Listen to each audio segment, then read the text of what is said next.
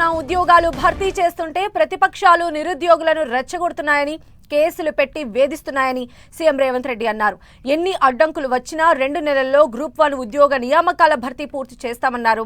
ఇక మిగిలిన ఉద్యోగ ఖాళీలను క్యాలెండర్ ద్వారా నియామకాలు చేస్తామని చెప్పారు.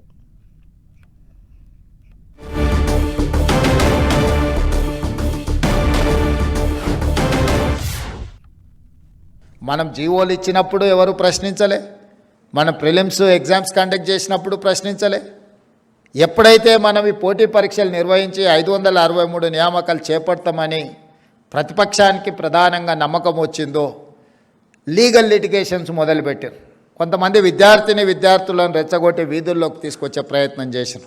ఏదో ఒక రకంగా గ్రూప్ 1 పరీక్షలను అడ్డుకొని నియామకాలు చేపట్టకుండా కాలయాపన చేయాలన్న ఆలోచనతో కుట్ర చేస్తే కూడా ఆ కుట్రలను అన్నిటిని తిప్పికొట్టి న్యాయస్థానంలో ప్రభుత్వం తీసుకున్న నిర్ణయాలు అన్నీ సక్రమమే, సరైనవే, ప్రభుత్వం నియామకాలు చేపట్టవచ్చు అని చెప్పి హైకోర్టు నుంచి సుప్రీంకోర్టు వరకు ప్రభుత్వానికి న్యాయస్థానాలు అండగా నిలబడి ఈరోజు గ్రూప్ 1 పరీక్షల్ని కూడా పూర్తి చేసుకొని మార్చి 31 లోపల 563 మంది గ్రూప్ 1 ఉద్యోగస్తులను ఈరోజు తెలంగాణ రాష్ట్రంలో నియామకాలు చేపట్టబోతున్నాము.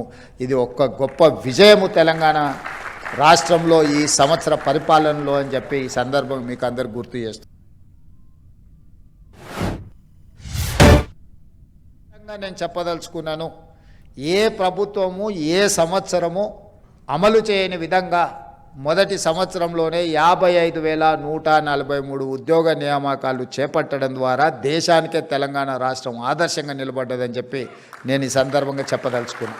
ఎన్నో అడ్డంకులను అధిగమించి ఉన్న ఖాళీలను అన్నిటిని కూడా లెక్కగట్టి 563 గ్రూప్ 1 పోస్టులకు ఇంతవరకు ఉమ్మడి రాష్ట్రంలో కూడా 563 నియామకాలు ఎప్పుడూ జరగలేదు. మొదటిసారి 563 గ్రూప్ 1 పోస్టు ఖాళీలను రాబోయే 2 నెలల మన నియామకాలు చేపట్టబోతున్నాం.